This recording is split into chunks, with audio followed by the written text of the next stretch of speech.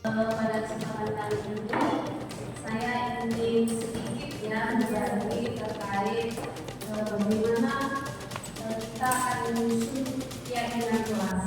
Keyakinan kelas ini salah satu bentuk dari budaya positif, membangun budaya positif di sekolah yang sebenarnya anak-anak dan rekan-rekan guru sudah dalam ini izinkan saya untuk membahasnya sedikit. Akan tetapi sebelum kita ke materi, ada sedikit game sebagai pengantar. Ini namanya proyek nilai-nilai kebajikan. Jadi di sini ada beberapa nilai kebajikan yang akan nanti kita kaitkan dengan aturan yang sudah ada di sekolah kita. Nah, ada gamenya namanya adalah estafet kebajikan. Ini adalah tongkat anak-anak, kita sebut sebagai tongkat kebajikan. Permainannya, jadi nanti saya akan memunculkan aturan yang ada, kemudian nilai kebajikan apa yang terkandung di dalam aturan tersebut. Tapi sebelum ke game, kita perhatikan dulu ya video berikut. Ini terkait nilai-nilai nanti yang akan dipakai. Ready?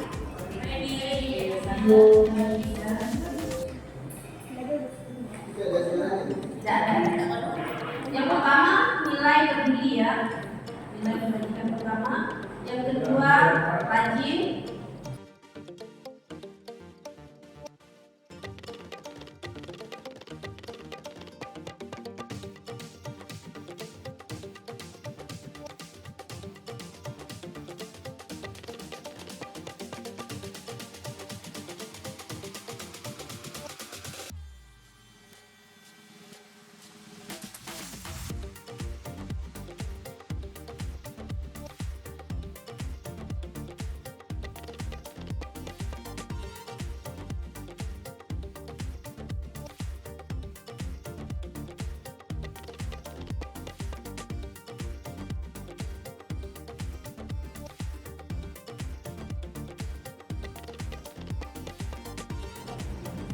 Baik, itu tadi adalah choose project atau proyek kebajikan.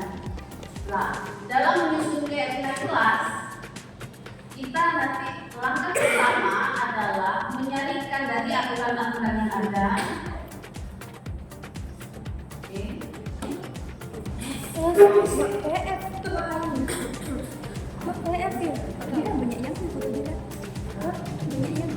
Permainannya, anak-anak, kalian akan menebak ya. Kalian akan menebak nilai apa yang terkandung dari aturan yang saya tampilkan nanti.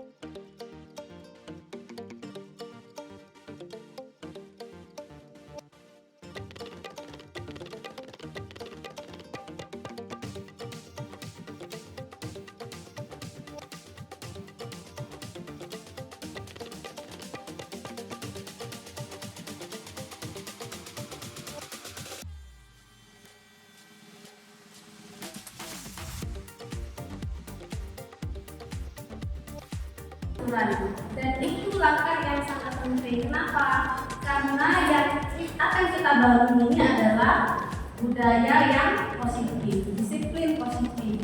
Beda dengan disiplin lainnya. Karena selama ini di sekolah kita atau di sekolah-sekolah lain, budaya disiplin ini masih agak asing gitu. Selama ini disiplin ditegakkan dengan aturan-aturan.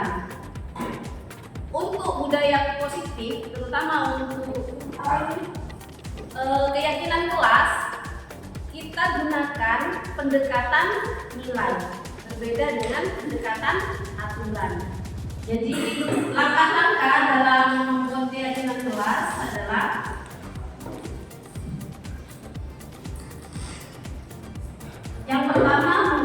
peraturan seperti tadi itu.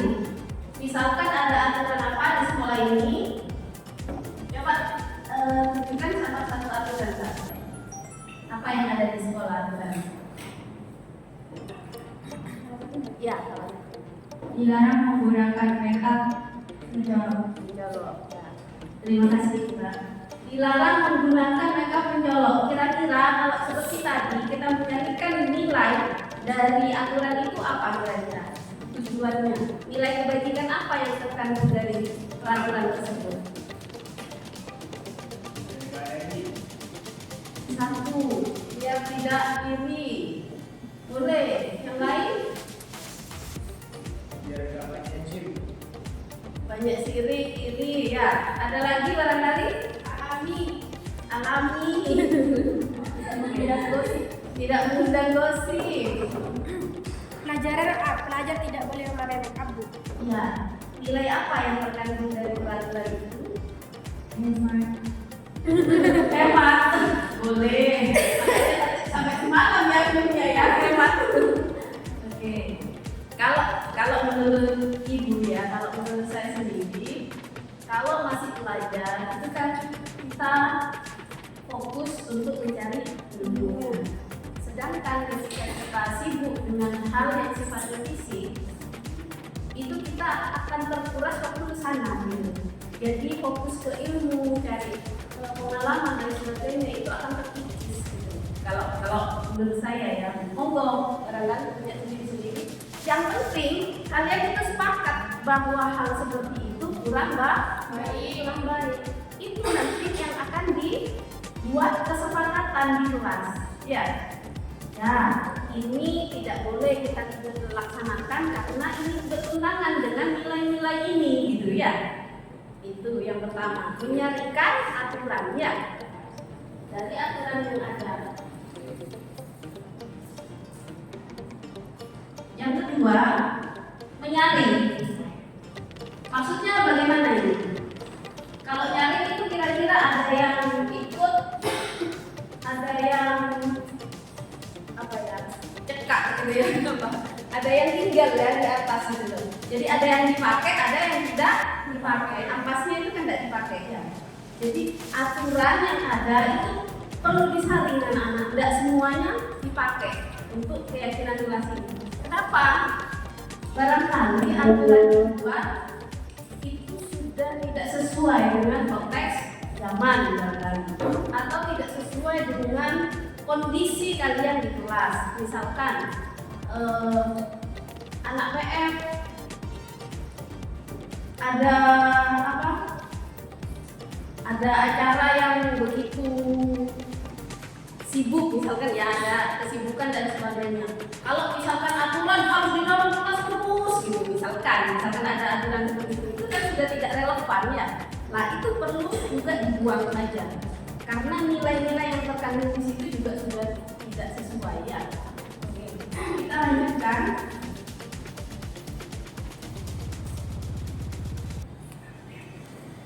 Meninjau ulang keyakinan. Ya. Hari ini yang kalian baru kalian adalah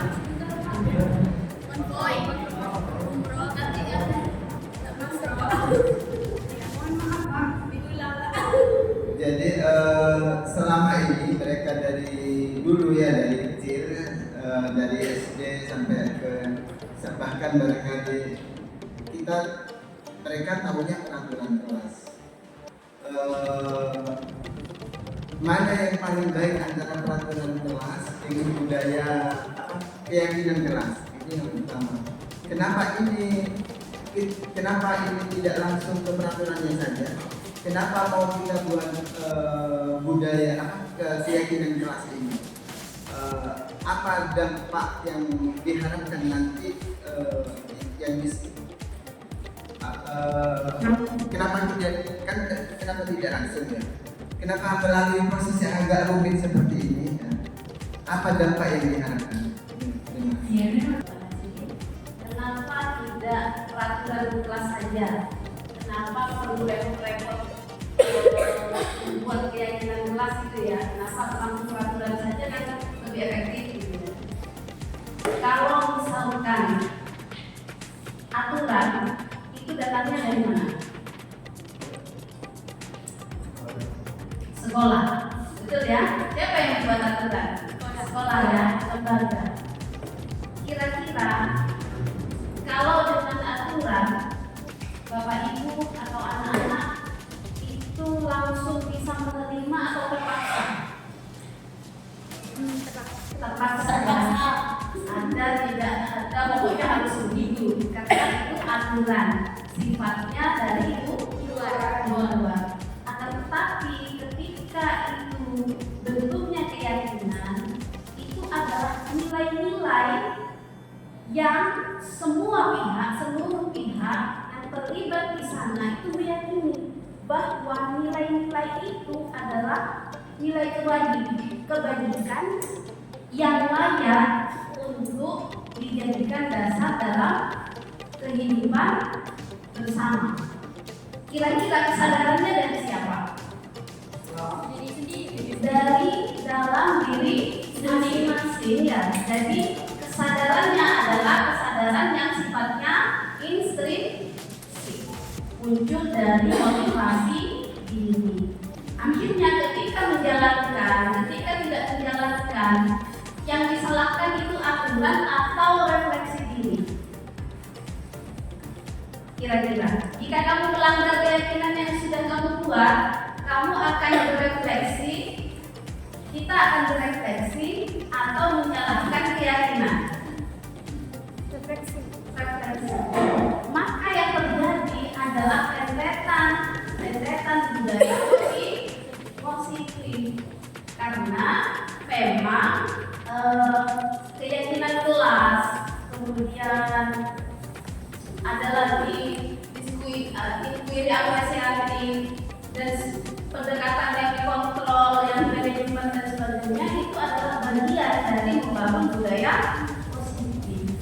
Artinya kita tidak langsung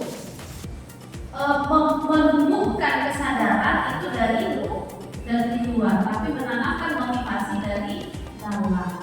Nah, ini juga sinkron dengan teori otak ya. Kalau teori otak kemarin itu otak reptil, otak mamalia dan otak neokorteks ya. Kalau misalkan peraturan yang memaksa dan sebagainya, reaksi yang ada itu adalah melawan atau melarikan diri, ya kan? Tapi kalau keyakinan kelas, karena itu sudah diyakini sendiri ya, nilai-nilai itu dijunjung bersama, maka tidak akan timbul perlawanan ataupun melarikan diri dari keyakinan yang sudah dibuat. Tanya, kan kalau peraturan itu dari sekolah untuk murid-murid mungkin agak terpaksa untuk melaksanakannya banyak. Tapi kenapa dengan adanya keyakinan kelas yang sudah dilalui bersama itu pun tidak berjalan baik meskipun sudah pilihan persetujuan bersama tuh, kenapa tidak berjalan dengan baik? Padahal mereka sendiri sudah menyetujui keyakinan tersebut. Terima kasih. Wassalamualaikum warahmatullahi wabarakatuh. Ketika kita melakukan sesuatu yang sebenarnya bertentangan dengan keyakinan diri, itu sering tidak kita lakukan. Sering kan? Sama. Dalam agama pun yang kita yakini kebenarannya, kadang-kadang kita tetap melakukan walaupun tahu kita kalau itu dosa. Benar tidak? Nah, jadi sebenarnya keyakinan kelas itu bukan langsung menjadi solusi terhadap permasalahan yang terjadi. Akan tetapi ketika kita melakukan kesalahan, setidaknya misalkan guru atau guru BK yang akan melakukan ini ya, semacam pendekatan agar yang bersangkutan kembali lagi ke gurunya, kembali lagi kepada keyakinan yang sudah disusun. Pendekatan ini menjadi lebih positif, lebih reflektif, tidak menghukum. Akan tetapi itu balikan lagi kesadaran. Jadi diingatkan, kan sudah meyakini ini, gitu kan ya. Jadi lebih kepada pendekatan positif. Bisa pada misalkan memberikan solusi atau tidak. Kalau solusi jangka pendek barangkali bisa, barangkali tidak bisa. Yang penting adalah yang kita bangun adalah budaya yang positif. Setidaknya anak yang di diingatkan atau diajak berbicara dan sebagainya, yang muncul adalah rasa biasanya. Tapi kan akhirnya tidak memiliki apa, jadi efeknya lebih positif daripada pendekatan. Ada lagi barangkali? Kalau sudah tidak ada, untuk saya